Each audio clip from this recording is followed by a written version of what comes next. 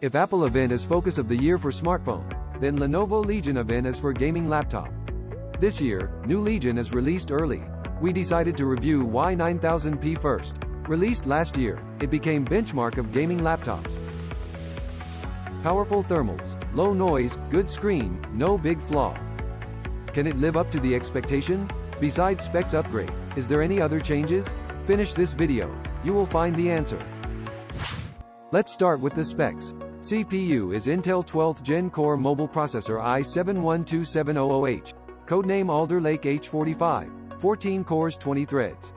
Hybrid architecture, Intel 7 process, RTX 3060 laptop, 140 watts.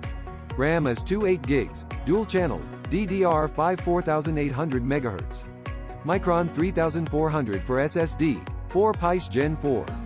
2K, 16x10, 165 Hz IPS screen. Nominal gamut 100% sRGB. 3060 option starting at $1,400. There's no significant change but many detail adjustments are made. First, the laptop is thinner. Front and back height are 19.9 mm and 26.1 mm. Logo is still the same, very iconic. Keyboard layout hasn't changed, but keycap color changed to gray. I/O has been adjusted. USB changed from 4A2C into 3A3C. One of Type-C is Thunderbolt 4, the other two are full-featured Type-C. Only the Type-C at back supports PD charge. You can also get 135 watts fast charge. Audio jack moved to right. HDMI upgraded to 2.1. I like Y9000P's overall design, especially the narrow bezel screen, which looks much better than wide ones. And keyboard layout is wonderful, big arrow keys and complete numpad. Good to see this every time. Other OEMs should learn this. Okay, move on to tests. Screen first. Y9000P has a 2K, 16x10, IPS screen. 165 Hz, nominal gamut 100% sRGB. Bow panel, tested volume 105% sRGB, coverage 98.3% sRGB. Y9000P uses X-Rite calibration, average delta E 0.66, max 3.44. Color blue has obvious aberration, max 555 nits, but uniformity is less impressive. Brightness in corner and middle has 10% difference. Full brightness DC dimming, BTW 9.5 milliseconds, GTG 13.78 ms. This will be better if overdrive is on. In general, this is a good screen, especially the high brightness, should be useful in bright environment. However, when Advanced Optimus is on, if you switch mode, brightness will be limited at 250 nits, and can't be adjusted. For daily use, if you want to use hot mux, unadjustable brightness is annoying. NVIDIA's definition is, when Advanced Optimus is on, brightness is limited to 80% so technically it should reach 400 nits. Lenovo says it will be optimized later.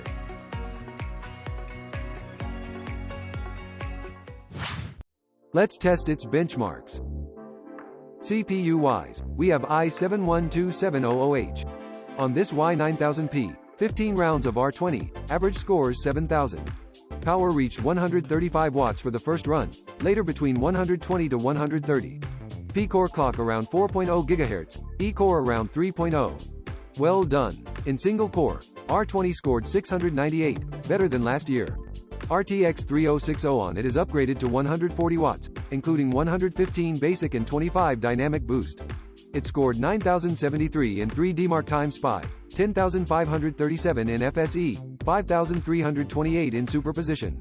It has boosted by 2.19% more than 130 watt 3060. You can enable GPU overclocking in Control Center. GPU core and VRAM will be overclocked 100 and 200 MHz on default. After overclocking, it has boosted by 4.47%, which will be helpful. From benchmarks, 2022 GPU is not much better than 2021's. Because 130 watts is basically enough for 3060. With more power, you'll only see marginal effect. Thanks to hybrid design of 12th gen, single and multi-core are improved. Another boost is RAM. Y9000P uses two 8 gigs 4800 MHz DDR5. On default, read speed reached 61K, write speed 58K. But latency is undesirable 101 nanoseconds. We tried many times, and it was around 100 nanoseconds on average. This result is 10 nanoseconds behind models with good RAM, which might affect later gaming test. Next is gaming test. Legion's default resolution is 1600p, so it'll be harder for GPU than in 16:9. In the games we often test, 140W 3060 is overwhelmed in this resolution. Besides Tomb Raider, Metro, Cyberpunk, Forza Horizon 5, Dying Light 2, God of War, all of them can't reach 60 FPS in Ultra. If in 1080p, all of them can run above 60 FPS. By the way, benchmark for Cyberpunk is finally updated. Frame rate will be tested under lighter load. To precisely record the frame rate, we decided to use benchmark later on. And we tested a new game, Total War, Warhammer 3. Similar to previous Three Kingdoms, this is a massive turn-based strategy game. In this game, 8 more factions are added, in which, Grand Cathay is much awaited among players, because it is based on Imperial China. With manual aiming artillery, it should be thrilling. Although the publicity has been criticized, the game itself is very good. We tested with the built-in benchmark. Y9000P reached 36 FPS in 1600p. It's a challenge for 3060 to run this game in ultra settings. For GPU-heavy games like this, if you are using 3060 GPU, you'd better enable DLSS. For games without DLSS, you can lower some GPU-heavy settings. Reducing resolution is the least choice. Graphics will be better this way. In 2K, DOTA 2 reached 191 FPS, CSGO 438, Apex 113. In 1080p, FPS will be higher. Y9000P has GPU overclocking. When enabled, FPS will boost. For content creation, it scored 949 in PS, 958 in A, 963 in PR. Results in SpecView 2020 are close to 130W 3060. To sum up, Y9000P 2022 has good performance, with enough overall and CPU power. From the logs of CSGO test, Y9000P 2022's CPU power was higher, clock more stable, so FPS was higher. Y9000P has similar results with G15. Like Tomb Raider in 1080p, although Legion's power was higher, CPU clock was higher, but FPS was lower than G15. The same happened to Forza Horizon 5 and Apex. My guess is, it's due to RAM performance, because current single 8GB RAM has 4 bank groups, or single rank.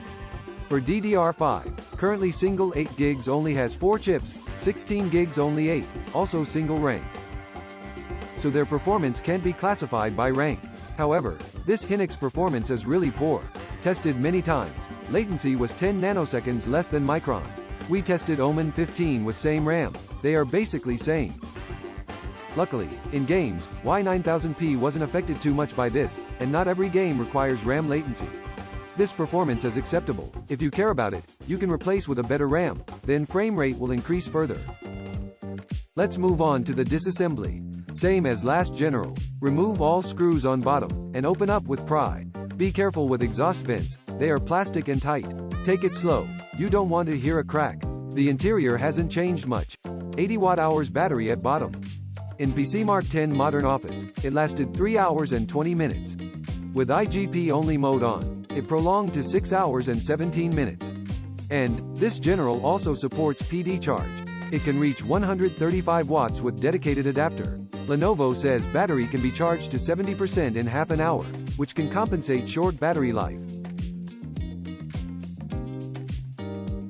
SSD is covered with heatsink. Micron 3400, PCIe Gen 4.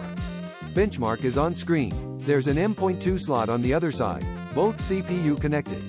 You can upgrade it. Memory is shielded. It comes with 2 Hynix 8GB DDR5.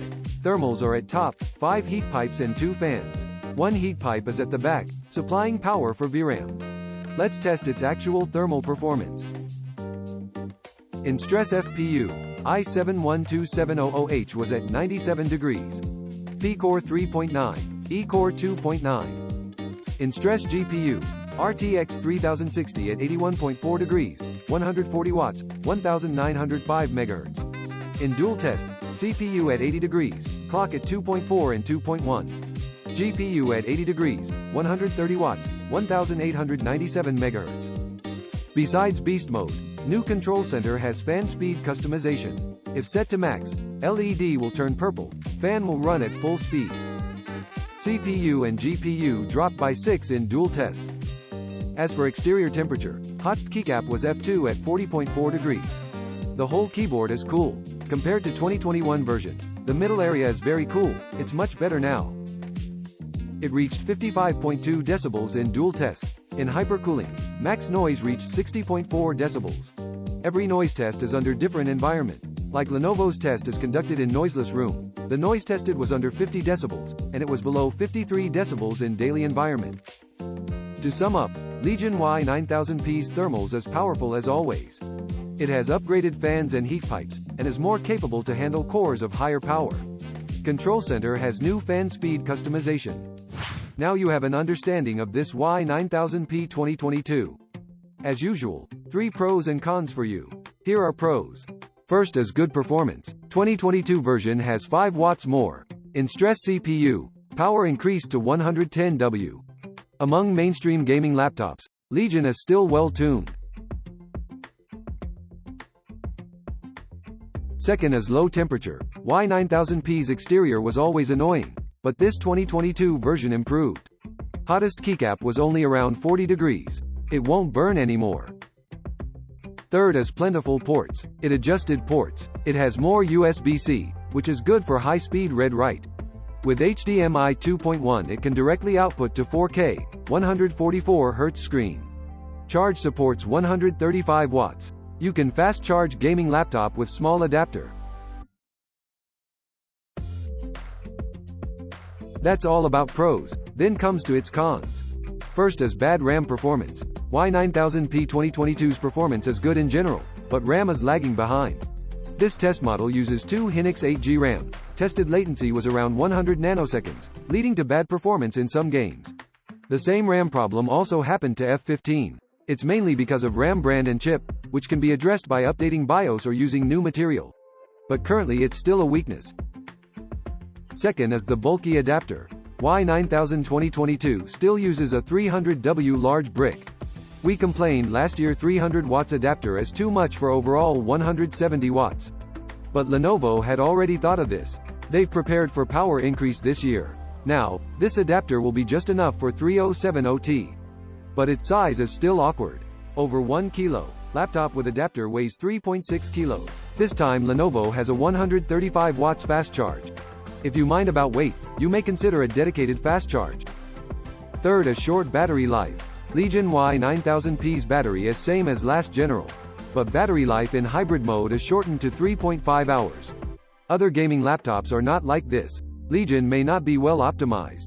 With same battery capacity, battery life shouldn't be so different. If this is caused by software, hope Lenovo can take care of it. To sum up, Legion Y9000P 2022 hasn't changed much. It has upgraded CPU and RAM. Its core performance is still good. Exterior temperature is cooler. Noise doesn't change much. And fan speed can be customized now. In my opinion, these are standard changes. If it has a good price and abundant stock, it's still a good deal.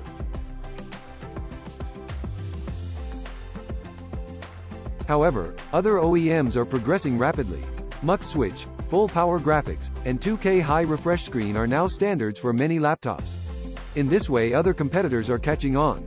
For Legion, making steady progress is a good strategy, but after all, 9000P is a high-end lineup. Sometimes, innovation might be a good product strategy. Okay, that's all for this video. If you enjoy this video, please hit like and subscribe to share information and provide guidance. This is BIBA Review Studio. I'm Jawan. I'll see you in the next video.